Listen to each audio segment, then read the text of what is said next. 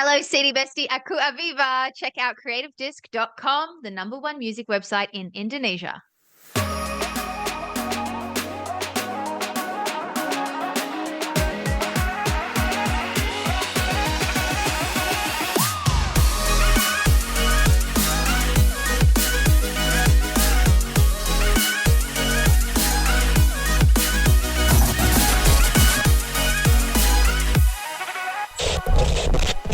Hello, City Bestie. Welcome back to CreativeDisc exclusive interview. And this time, we have a special guest. She is one of the, I think, like the most forefront act on the electro rock right now. She combined like emo pop, alt rock, and she really loves science fiction. She really love gaming maybe, and she really love cyberpunk vibes, which is I like it cyberpunk vibes too. So without further ado, this is my guest today on CreativeDisc exclusive interview. This is AViVA. Thank you. Thank you so much for having me. Yeah. So, how's today going right now? Good. It's busy, and I am super happy to be here. I'm glad that you like the cyberpunk vibes. That's a good start. Because we are gonna really talk about it very much after we are talking about the music. Excellent. Well, I am ready when you are, so let's go. Yes, let's go. But first, we are asking your music first. So, can you tell me your latest single called Eyes Wide Shut first? What do you want to know about it? Tell me the detail about it. Well, Eyes Wide Shut is the title track of the album. So the album's also called Eyes Wide Shut, so it's pretty significant. Okay. The song itself kind of introduces us into what I would call the emotional state of the main character of this album. So every album I kind of have a different main character in my head.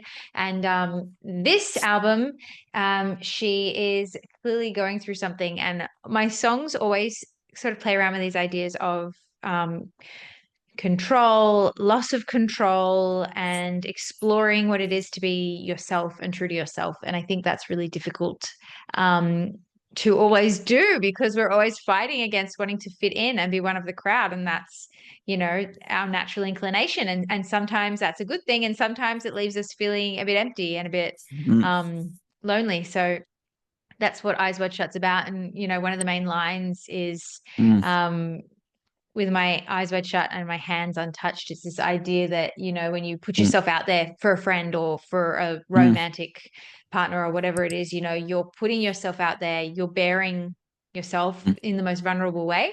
And sometimes it works and sometimes it fails. And the song's a little bit negative in some ways, because it's kind of like, I should have known that it wasn't going to work, but I don't think life is really like that. But I definitely think that's an emotion that we have all felt or will all feel at some point in our lives, when you put yourself out there and then you are rejected or eventually rejected, and you feel like is it you? But I want people to realize that it's not them. It's always, there's a lot of factors. So you should never not feel like you can be true to who you are because of an outcome, like somebody not wanting to be with you or whatever. This is interesting for me because you are putting yourself in the, I think, like the third person of you, but I think like you put yourself so much, you pouring yourself so much in the song as yourself. I think like, how can you mix like a third person of you as you are writing yourself for another person, and but at the same time you honest with yourself? Because I think like that's very interesting to do, and I think like that's very challenging things to do. It is challenging, and sometimes it's difficult because I always say I want people to put their own story into my songs. I don't like to tell people like, this is the moment, like this was the one situation in my life where this thing happened and it made me feel like this, and that's what this song's about. Because then when you're listening to the song, you're thinking about my life, not your life. And I want you to think about your life when you're listening to the song. And I think that's why I write these songs and it's more third person. So my experience, my personal story that's in the song, because obviously it's my song, and that's art, is to me irrelevant for everyone else. the song is the thing that I'm sharing, not my personal Mm. experience that triggered the song. And often, and Oh, I talk about this all the time, I often don't even know until the song is finished, and I might listen to it like a few weeks later or even months later, and then I'm like, oh, that's who this song's about, or oh, that's the situation this song's about. oh, I don't even know when I'm writing the song. I'm just writing the song based on a mm, feeling and an emotion that I'm trying to get out or express or sort of process myself. mm. And I think that's very, very interesting for me because I think like on your I think like on your majority of your project, you tell yourself as a main character, as a main character of your story. And this is very, very interesting for me because I think like it's kind of rare things to do because I think like sometimes like a musician, singer songwriter especially, I think like they want to be yourself, themselves, but you are want to be telling another story. It's very, very interesting for me. Yeah, well, I want my songs to tell my story, and I want them to also be something that everyone that listens to them can use to tell their Mm. own stories. And so that's why I guess they're my songs, but they're also the listener's song, if that makes Okay, well, sense. well, well. Yes, yes, yes. It's very, very makes sense. So we are gonna rewind a bit about your story, about your volume one, I think, because that's very, very interesting era in my opinion, because Thank you you. gain a lot. You gain a lot of it. You gain a lot, you gain a lot of listeners, you gain a lot of Yes. streaming numbers. Can you tell us about it a little bit? About volume one? Yes. Well, volume one, which is the album, my first album, the album that has the Yes. song Girls on it, it is Yes. basically the beginning of what I wanted for my music career. So I had previously been Mm. releasing music, um, but it was the first time I'd released music just as AViVA, AViVA, which Mm. is my name. Yes. Um, Previously, I was releasing it as AViVA with an extra A on the end, and there was a level of disconnection. Mm. But this was the first time I'd fully embraced it and made it just about me. Mm. And I always had this idea that I wanted to create a world, and with everything I do, I want it to be really immersive, and I wanted to create worlds that people could sort of really dive into, and Mm. not just Mm. listen to music, but read stories. And that's when I started working on my first book, which Mm. is Selfless, which is a published Mm. novel.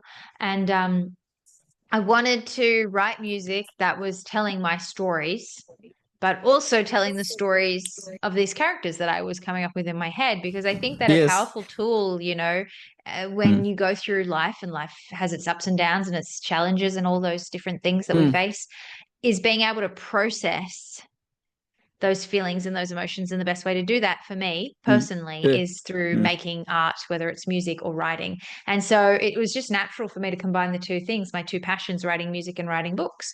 And so came volume one with Selfless, and volume two with the second book, Relentless. And the fans seem to receive it really well. As you said, I did gain a lot of Yes. new fans, and um, Mm.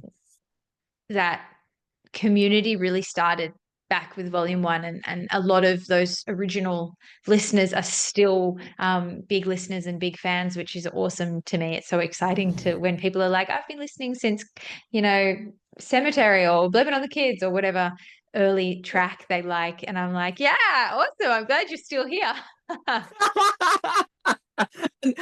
Interesting things on your music career is you are featuring on the Gacha Life game. It's very, very interesting for me because I think like that's a rarity. You know, Gacha Life is like the epitome of the internet culture, and you are one of the forefront in the early internet culture, especially in maybe like emo internet culture in recent years. So Yes. tell us about it. Tell us about why it's Gacha Life, about the Gacha Life itself. It's very interesting for me because. It's interesting for me too.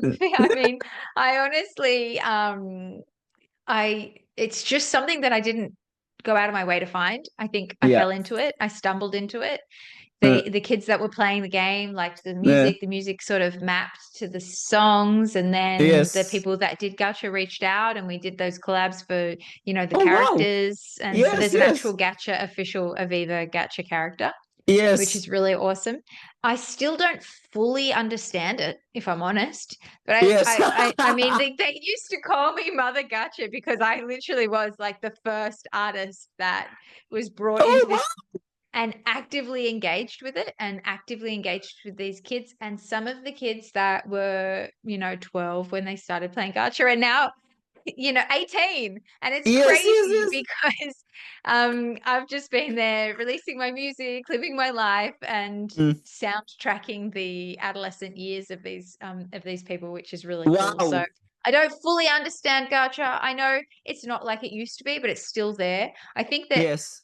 as an artist, I've always been a big YouTube artist, a big presence online, and Mm, I think there's a lot of communities, and I talk about this, like social media has a lot of flaws and people get stuck just looking. But mm, the part of the internet and the part of social media that I like is when people are actually communicating and part of a community, because it means that people from all around the world can mm, become friends and bond over these shared interests. So I mm, think that's the good stuff, and those are the good parts of the internet that we need to like hone in on and emphasize. And that's why I love Discord, because Discord, and I've got one of the biggest artist Discord communities now.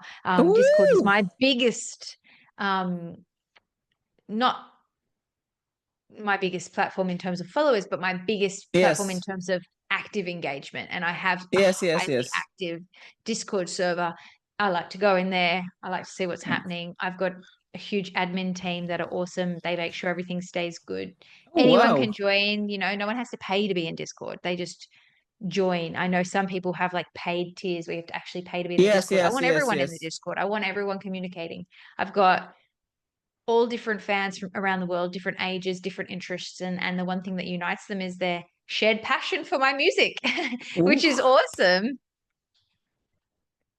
I, I I still like flabbergasted because I think like you are one of the many artists that I talk like you're actively doing on the Discord, which is surprising to me because I think like there are not so many artists that actively engage in Discord. They have like sometimes like they have a Discord server just to log in for a while and they gone. But you are so actively on Discord. Can you tell us why you are so actively actively engaged on Discord? And I think like what's the first thinking like the eureka moment like oh my I want to start the Discord actively. I've always been about fan engagement. And I think Oh that wow. Discord was just a natural progression. When I first started with Volume 1, Hmm? every single that I released on YouTube, I would reply to every single comment. Every comment. From volume one? Yeah. I did So it's 5 years even already. today, I still go through, and usually only in the first hour of a new song dropping, I'll reply. But I used Yes. to sit for hours, like it would be like maybe 3 or 4 hours, and I would be replying. And YouTube have this thing where if you copy and paste the same reply, it blocks your Yes, account. yes, yes, yes. So I would be hand typing every response to every Damn. fan. And I always thought, if they're taking the time to go and listen to my song and leave a comment, I'm going to take the time. Obviously, as you get it bigger and grow as an artist, the numbers do not map out to being possible, and it Yes, did yes. become impossible. I just wasn't able to do that anymore. But I was still able to engage in different ways, and I try and reply to DMs or at least heart them because I read them. Obviously, when you're getting hundreds of messages a day, you can't reply to every message, but I Yes, yes, cast yes. my eye over it. I don't really use social media for anything other than posting and Mm. looking at my fan mail. I suppose you'd call it digital fan Mm. mail. And Discord is great because I can just pop on there, answer a couple of questions, get a vibe check, and then head on out. And it's just easy, and it's exciting, I guess, when if you're online and then I happen to pop online like that. Mm. I can imagine that would be awesome to me if somebody I loved was there online and I got to pop in and speak to them. So that's what I try and keep that fan artist connection alive. Okay, so what's the most memorable fan mail that you ever have? I don't know. I've been sent some really beautiful art. Like a lot of people have done beautiful Fan illustrations or art? like Mhm. yeah, and then mailed it to me. So that's really Mm. awesome. There's a fan in Australia, and she made two dolls of me. Oh, wow. Like they were Monster High dolls that she'd redone to look like me and dress like me in the music Wow. videos. So that was pretty cool. That was pretty special.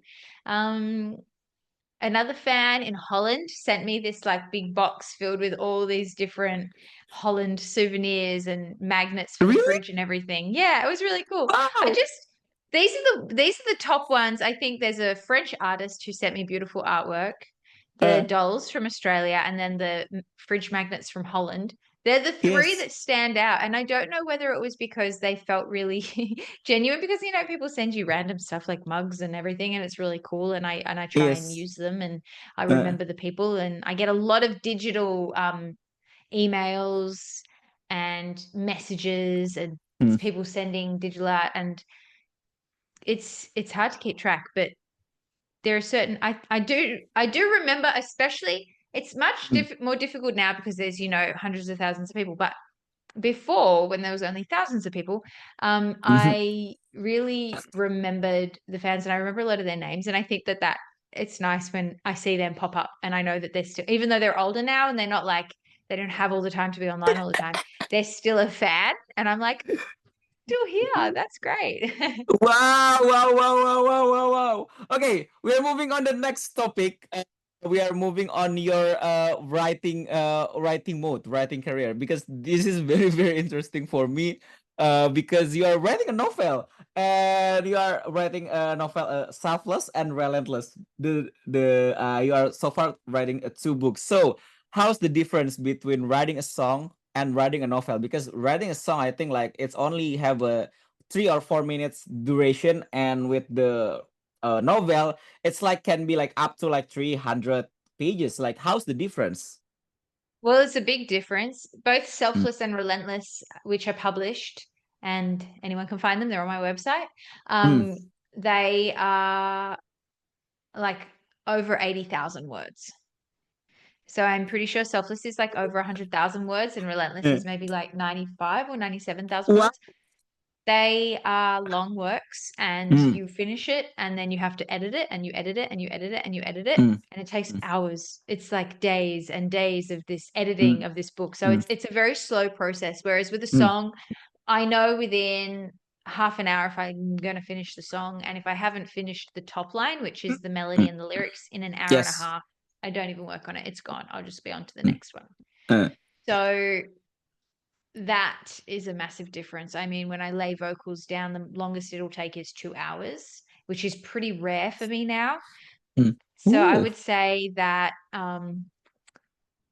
the length of time is the main difference. The second difference for me personally in my style, I don't like to go into a song with a plan. I don't like to write down what it's about and talk about it and really Oh, go into it. I like to have a word as like a sort of trigger word yes, or yes. a theme or an Mm, emotion, something like that. I'll mm, go in with that, mm, write the song, very organic, very mm, natural, just mm. try and keep it really loose. Whereas with a book, I like to have Yes. a very detailed outline, scene by Oh, wow. scene, uh, 2 or 3 paragraphs written for each uh, scene before I've even mm, started it for the whole mm, book. I'm not going in there just unknown. So some people are the opposite. Some people do songwriting, they want to have everything outlined and they'll have all their list of lyrics and potential lyrics. uh, They've got it all there. I don't like doing that. And then for other people, when they write a book, they just sit down and see where the wind takes them. But I like mm. organic, free flowing for my songwriting and highly structured Mm. military style planning for my book writing. So you're more disciplined to your book writing rather than writing music. I would say disciplined in the technique, but not disciplined in the quantity of time or effort because I do write pretty much, I would say 2 or 3 songs a week. Huh? And I work on like book writing every day. I'm working on that. Wow. Can you tell us a little bit about the book itself? Just a little bit. Well, Selfless, which goes with volume 1, my first album, Mm. it's a dystopian fiction, young Mm. adult fiction. So it's set in a future Earth where self expression and creativity are illegal and punishable by death. Okay. that follows the journey of the main character. Her name is Teddy, and it follows her journey as she sort of grows up because she's a teenager. So she's kind of Mm, reaching that stage where she starts to question a little bit the world that she lives in, and she starts to go, oh, maybe mm, things aren't what I thought they were. Things aren't quite as they seem. And that is the journey, and she realizes that there's a whole lot more to the world than she realized, and she's been mm. maybe not been told the truth. And that's really awesome. This album, Eyes Wide Shut, which is coming out this year, is also coming out with another work of fiction. So another novel Yes. is coming out this year, which I'm still working on. So that's very Fresh. exciting. Yeah. So all systems go. So, while you are taking like the dystopian things, and I think like you have a little bit of cyberpunk flavor on it. Why, you are focusing on the dystopian things, and the cyberpunk things? Just love science fiction. Of You course. said it in the intro. So, yeah, these books were dystopian. The current book I'm working on is more cyberpunk. Obviously, Yeah. cyberpunk is kind of a subgenre of dystopia because there's a dystopian Yes. element Yes. to Yes. Yes. cyberpunk, but they're two very separate worlds. And it just comes back to that idea of me wanting to Mm. give my fans worlds to live in. So, music to listen to, stories to read, characters to Oh. become friends with. That's what I'm all about. Um, my earlier album, uh, which one was it? Hopeless Romantic. That was last year's Yes. album. That had a different world that I have not finished exploring. So everything I do goes over years, and I come back to things. It's not once. It's not one and done. So that's something that I have seeded to my fans. But I'm focusing on this Mm. year. This year's project is pretty big. Um, and that's what I'm most excited about at the moment, I guess. So, what's so interesting about dystopian, in your opinion, about dystopian theme? I think that it explores the conscious and subconscious Oh, fears wow. of humanity. Mm. So, dystopia is where we're worried that we're going. Everyone's fears are Yes. different. Some people are really focused on the climate. Some people are really Yes. focused on Yes. technology, robots, AI. Some people are Yes. really focused on government and what that looks like, military, what that looks like. Some people are really Yes. focused on mental health and that epidemic and crisis that we're living in. Yes. These are Yes. all things that have elements of truth, and they've got elements of like fear mongering, because Yes. once people are a bit worried about something, it's very easy to capitalize on that and take advantage of that. And I think that Oh, that's wow. why I like dystopia, because you can play with all these ideas, all these what ifs, because it's all a what if, you know? Yes. Yes. I don't think that in 50 years the earth is going to just dissolve into a burning ball. I just don't think that's going to happen. So that's Yes. why what if is fun. I don't think that we're going to have a Terminator style revolution where robots are coming and hunting us down. I just don't think that's going to happen, but it's a cool idea. It's a cool what if. I'm not sure that we're going to have 100-story high rises with flying cars, but would be interesting if we did. And so that's why I like dystopia and science fiction and fantasy so much, because they're all just what ifs. All right. All right. So we are gonna down to the last three questions. The first last question is, what's your favorite novel?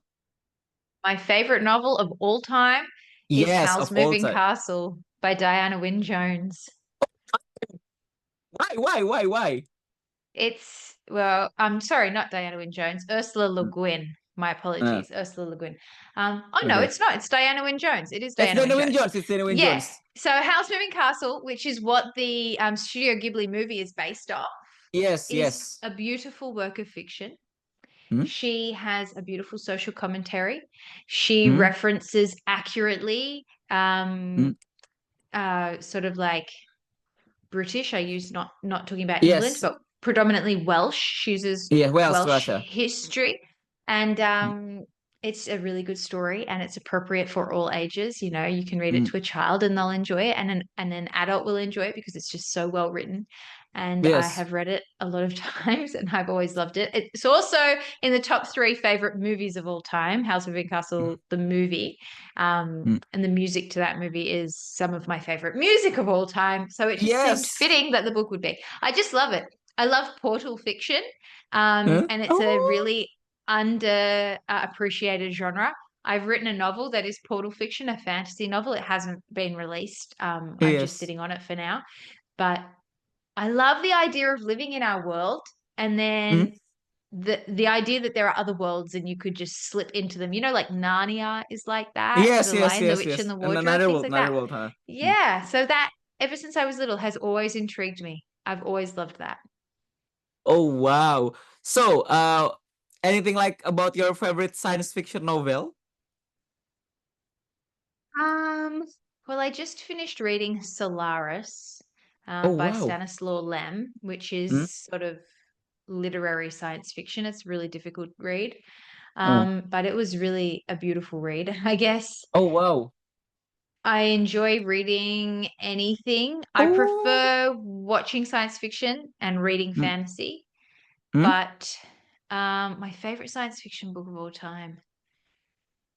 Oh, It can be like movie maybe if it's hard for you. I mean, I love Star Trek. That's my favorite TV show Oh, of all time.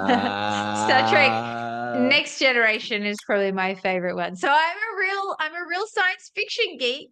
Huh? I really love it. I live it and I love it. It's not something that I pretend. I genuinely really am into it. Okay. Okay, so the next question is what's the next what's 5 things we didn't know about you? Um, 5 things. That's so many Mm. things. Okay, I Oh, am really, a Ludo? it is. I'm pescatarian, so I will eat fish, but I don't eat meat. Okay. I didn't like the color yellow until volume 1 came out. I usually read at least 2 books a month. Oh, wow. Um, You're a book geek, bookworm. Oh my I goodness. am a bookworm. I just read, read, read, read, read. Uh, I love dolls' houses and dolls' house miniatures. It's a little known okay. fact about me, but I'm very passionate about miniatures. Okay. And I love gardening. I love being in the garden. I love being outside. Oh, wow. That's so unexpected, the gardening one. Yeah, I have many Okay. layers. Okay. Edit 6 things. We gotta make it 6 things. I think like one of the your favorite science fiction movie of all time. Bisa You Star really Trek want to anyway. know the answer to this question, don't you? Um, Yes. I'm just trying to think. It's Back to the Future. I shouldn't even need to think about it. Back to the Future, Oh, the wow. trilogy. Yeah, that's in my top favorite movies of all time. I didn't class it as science fiction for some reason, but it is. So yes, Back to the Future, hands down. Wouldn't even need to think about it. Wow, wow, wow. You are I think like this is very interesting to me because you have a wide range of taste about the dystopian and science I fiction really things, do. which is yes, yes, you really do. I think And there's like also a dystopian element in Back to the Future too, if you think about it, when he goes back and Biff's married his yeah, mum. yeah, yes, yes, yes, So yes. that's in there. Yeah, and it's 40 years since the first Back to the Future came out this year, actually, because the first one came out in 1985 and Yes, it's yes. 2025. Yeah, I do have Yes. a wide taste. I mean, if you ask me what music I listen to, I predominantly listen to classical music and jazz. So there you go. Sheesh. You're listening to classical music and jazz. Yeah, that's my most listened to genres. My Spotify Wrapped is just Bach, Vivaldi, Handel. Yeah, well, kind of unexpected, I think, because you're writing about the the gnarly stuff and the emotional stuff, but you are listening a lot of classical music and jazz. Like, damn! Oh my god! I'm still That's real shocked. good. Yes, yes. So many layers. Like a gardening one. Oh my good lord. Okay, so this is really last question for this session because we are have to cut it down because if we are gonna let it out, we are gonna talking about our hobbies. So That's fine with so me. yes. So what's next for Aviva after this interview? Well, I am doing a tour this year and I'm hoping to Mm, be making my way to Indonesia. So hopefully amen, amen, towards the end of 2025, you'll be able to see me playing live in Indonesia and I'll get to meet all my Indonesian amen, fans. That would be very exciting for me. amen, amen, amen, amen, amen. Oh, and okay, that's it. Oh Lord, oh my God, I still really really sad because this interview must going to end because we are gonna talk about a lot about the science fiction one, about the dystopian one, about the Your favorite fantasy science world, fiction movie before we go? You tell me what's your favorite science fiction movie? Space Odyssey, Oh, the like original the original. 1960s one. Yes, Yeah. yes, a Okay, Space that was on my list. It Odyssey. was on my list, but I went for a more like fun, pulpy one. Ah, yes, because I think like I watch and read a lot about the hard science fiction. Hard science fiction. I think like my favorite genre of anime is like the mecha one, the robot one, because the Hmm. Gundam one and I really like the the Ghost in the Shell, Akira, and Oh yeah, I'm Ghost mostly in the like Shell's good. yes, yes. I'm mostly like into the anime stuff, rather than the science fiction one. But the anime stuff that I mentioned, like it have a science fiction, strong science fiction and dystopian Yeah, it's theme on it, I think. influenced. Yeah. Well, I recommend reading Solaris. Just give it a go. It's a hard read. It's not easy, but it's worth it. Yes, yes, yes. I just recently read Mickey 8, the one that adapted into the movie later. Oh yeah. I It, haven't seen it or read it, but I do know that one. oh, this is and I like the sarcastic tone of it. It's like a science fiction, but the sarcastic tone, like the slice of life sarcastic tone on it. Yes. So I think like that's a very good read too. But I will read Solaris. I will Yes. I recommend it. buy it right now. Thank you so much for Excellent. giving me a recommendation. Oh my That's god. okay. Thank you for interviewing me. Thanks for having me. I really enjoyed chatting with you. I really enjoyed chatting with you, and that's it. Creative Disc people, CD Bestie, AViVA. Before we go, can you promote us your social media? Yes, for sure. And I will make sure that I get a chance to talk to you again in the future when I have more things to talk about. Yes.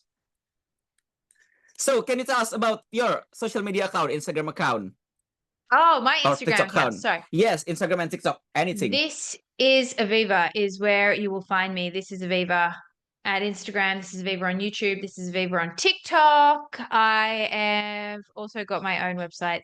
This is aviva.co, where you can find my books and my music and my merch. There's lots of stuff out there. I'm pretty much easy to find. Just type this is Aviva into Google. I'll show up. Mm. All right, so this is Aviva for a Creative Disc exclusive interview. This time, a very, very long and a very, very thoughtful and very, very fun interview that I've ever had during 2025. Thank you for having me. Thank you. Thank you, thank you, thank you. So, City Bestie, don't forget to subscribe Creative Disc on YouTube, and don't forget to follow Aviva on every social media platform, and don't forget to check out creativedisc.com, the number one music website in Indonesia. I'm Lutfi, and this is Aviva signing out. So, see you on the next interview. Bye. Bye. Thank you.